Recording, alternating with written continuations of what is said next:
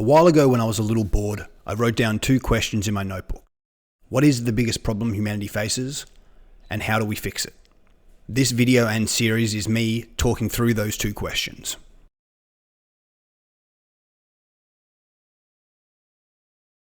Nothing is set in stone. This has been proven time and time again by people who recognise things are the way they are not because they have to be, but because we made them this way. Things like social media, money, or even governments were once just ideas. They were things that we made up, and if we wanted to, could make differently. I think the way we made it, the way we've structured this society, while as good as we could at the time, is now flawed, inefficient, and outdated. I think that with all the obvious problems in the world, it's at least worth discussing alternatives. I was going to start this with examples of the problem. I was going to talk about the millions who die of starvation or of preventable illnesses due to lack of medication, while people in other countries die of excessive eating and overdose. I was going to talk about war and poverty and corruption and propaganda, but the thing is, none of these are surprising to us anymore. Some stats might make us raise our eyebrows momentarily, but all they really do is confirm what we already know. This whole thing is fundamentally flawed. The patriarchy, the man, the system, the matrix, the elite, these are all different ways that people express distrust in individuals or groups of individuals that have decision-making power over us. We have always had this distrust, and looking at any history book or at the current political landscape, it's easy to see why. Corruption, manipulation, bias, or just ignorance. Eventually, it's inevitable even the best leaders make mistakes. Based on the number of decisions they are responsible for, it would be impossible not to.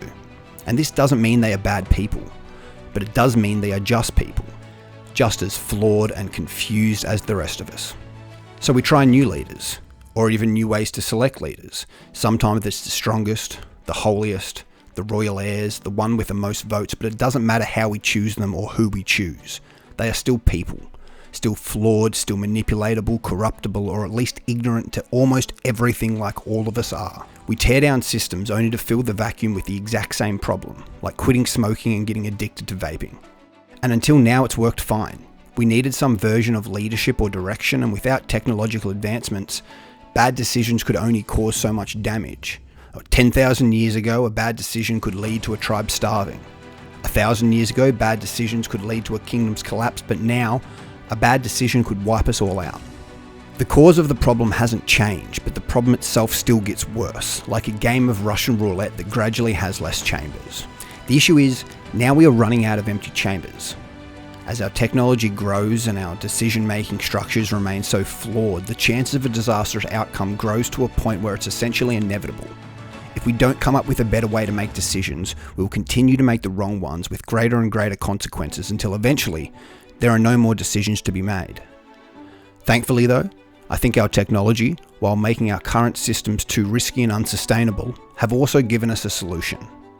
This is how to fix social media and everything else. But before that, I have a question. How much does an ox weigh?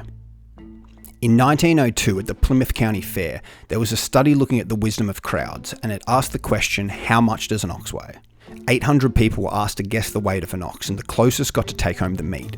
42 does a great video about this, so I'll let him explain the results. And though nobody guessed the correct weight of the ox, everybody did. Wait, what? How can both of these seemingly contradictory statements be true? Well, whilst no individual pins the proverbial tail on the ox by guessing its weight exactly, when Galton took the average of all 800 guesses, he discovered, to his stoic Victorian amazement, that it was within an astonishing 1% of the correct weight, closer than any single guess had been. Amongst the 800 guesses that day were more than a few individuals who would have been considered experts on oxen, butchers, for example, but also plenty of others who didn't know their ox from their elbow. Bakers and candlestick makers, perhaps. And yet, the average guess of all 800 people, mouth-breathing fornicators and all, outperformed every single one of the experts. It certainly seems counterintuitive that a bunch of random people could somehow guess something as esoteric as the weight of an ox with more accuracy than butchers who cut the animals up for a living. And yet, that's exactly what happened in Plymouth that day. So the conclusion was made that at least under certain conditions, the intelligence of a crowd is uneerily accurate and far more reliable than the specialised knowledge of any individual within it. These conditions are that the question can't be yes or no, and the group must be considered a wise crowd, which is defined as diverse and independent. Firstly, diverse is diversity of opinions. To find the correct centre, we need as many people on one side of the argument as the other. Secondly, independent as in free from influence. When groups of people are influenced into making decisions, the crowd is no longer wise. Think financial crashes or the Australian toilet paper riots. Using these rules, this experiment has been repeated to answer questions from the length of a coast to the location of a lost submarine. Governments, churches and universities, all of our systems rely on a small number of people having authority over everyone else. Important decisions that impact our lives, made by centralised systems with concentration of authority at the top. The wisdom of crowd shows this is the exact opposite of what is required for correct answers. The larger, more diverse and more independent the decision makers, or put in another way, the more decentralised the decision makers, the more accurate the answers. Are you starting to see the issue here? The biggest problem we face, and the base of all other problems, is how we make decisions. The reason we make bad decisions is because we only ask a small number of people. This not only causes less accurate answers, as we saw with the wisdom of the crowds experiment, but also gives opportunity for corruption, manipulation, and individual bias, which are only possible in centralised systems. Now, this video is mainly focused on social media and how we share information, but the problem we face with social media is identical to the problem we face with every other system. Whether it's choosing what content gets banned or when to fire nukes, the fundamental issue is who decides. Thankfully, because they have the same problem, I believe they have the same solution. But I'll get into that. First, let's take a look at our previous attempts to decentralize control over information, the internet. In 1989, Tim Berners-Lee created the World Wide Web with the intention to decentralize control over information.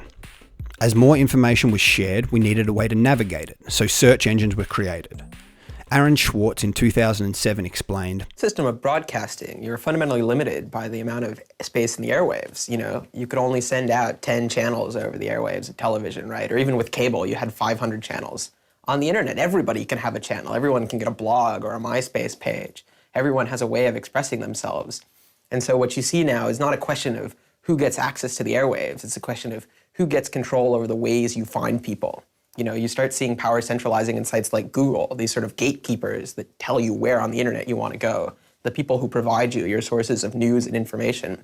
So it's not, only certain people have a license to speak. Now everyone has a license to speak. It's a question of who gets heard. By 2021, over 92% of the search engine market share is owned by Google. But now they don't only control what information we can see, they also control what content gets made. Clicks, views, and watch times are how the value of content is measured. But these are not measures of how valuable the content is. These are measures of how many people can be advertised to during it. We have an incredible system that instantaneously transfers information anywhere in the world. And that information, those ideas, those stories, those creations are evaluated by how many products they can sell. On top of that, control over the algorithm allows control over what becomes popular and therefore what gets views. Because people want money, people make the content that YouTube wants them to make. Advertising to as many people as possible becomes the primary goal, regardless of how valuable the content is. Not because content creators are bad people, but because this is the behavior that the system rewards and therefore the behavior that people will do. Veritasium does a video called Why This Video Went Viral, where he goes over this exact problem. In 2018, Tim told Vanity Fair, "We have demonstrated that the web has failed instead of serving humanity as it was supposed to have done." He explained that the increased centralization has ended up producing, with no deliberate action of the people who designed the platform, a large-scale emergent phenomenon which is anti-human. The internet was built to decentralize control over information, and now giant unelected corporations and their government friends completely control it, making plenty of mistakes along the way. So why is it that when we build technologies or create systems specifically designed for decentralization, they still fail? All systems have infinite decisions to be controlled, but most important ones can be put into 3 pillars: decisions over regulation, decisions over resources, and decisions over information. The internet did disperse control over who can broadcast information, but giant corporations control what can be seen and what can make money. They control decisions over regulation and resources, and eventually over information too. This is because these pillars, while all separate, are not completely isolated. If you control resources or money, you can control information, and if you control information, you can control what regulations are passed. If any pillars are centralized, then all the pillars will become centralized. It has happened with voting, which was designed to share control over regulation, but now we just get to pick one representative out of the 2 options every 4 years. It happened with crypto, which was designed to decentralize finance, but it's just been used to re-centralize wealth around the creators. Centralization causes poor decision making, where choices are made that are beneficial for those in control and not people in general. All problems we face on social media and in every system we have are either caused by poor decision making or could be drastically improved with better decision making. So what would happen if we build a system that has no centralization and no way to be ever centralized? What if we created something that the creator has no say over and doesn't profit from, that doesn't involve shareholders or executives, that is entirely run by you, for you? With an understanding of the problem and how the wisdom of crowd works, the solution is fairly straightforward.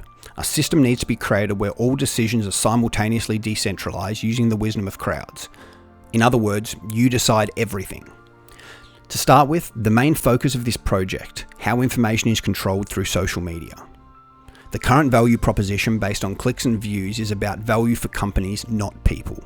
This means we need to change the value proposition. We need to reward people for making content that is valuable for other people, not just advertisers. In the previous Veritasium video, after explaining the flaws in the system, he makes the argument that clicks are the measure of if we like content or not, and therefore showing videos based on clicks makes more sense than the opposite, promoting videos that are getting less clicks.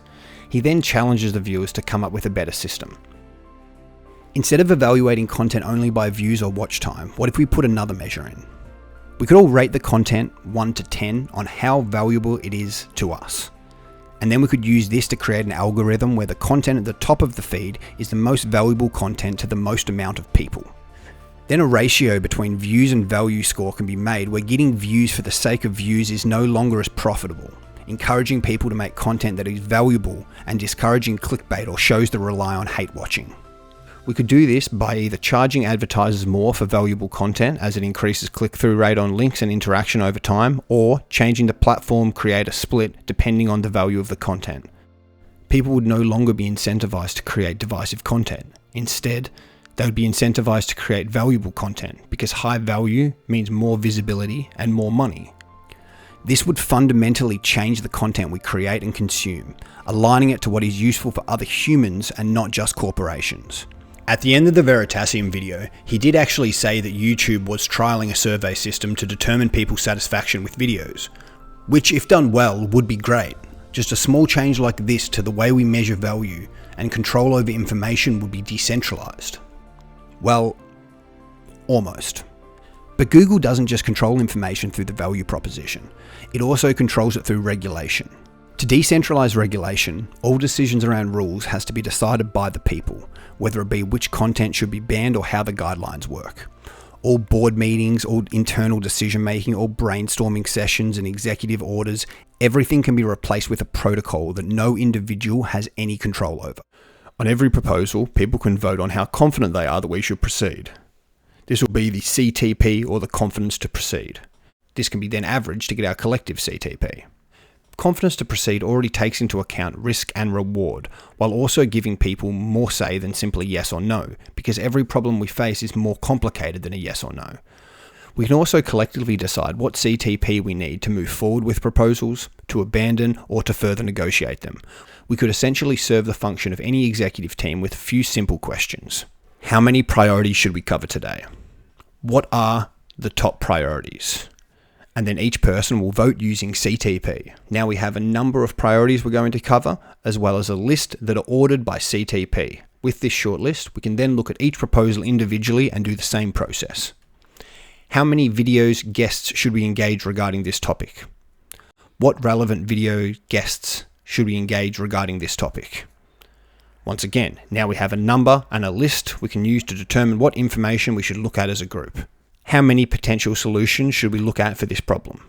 What are the potential solutions, courses of actions? Now we have a short list of potential solutions. And finally, how confident are we that we should proceed with the solution? And then once we have a decision, move back up to our priorities and repeat.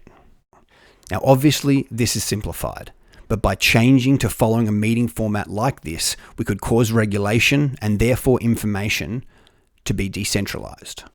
Well, almost. But in the real world, owners, shareholders, those who have the largest stake in the companies being financially successful are never going to let the focus be taken away from profitability.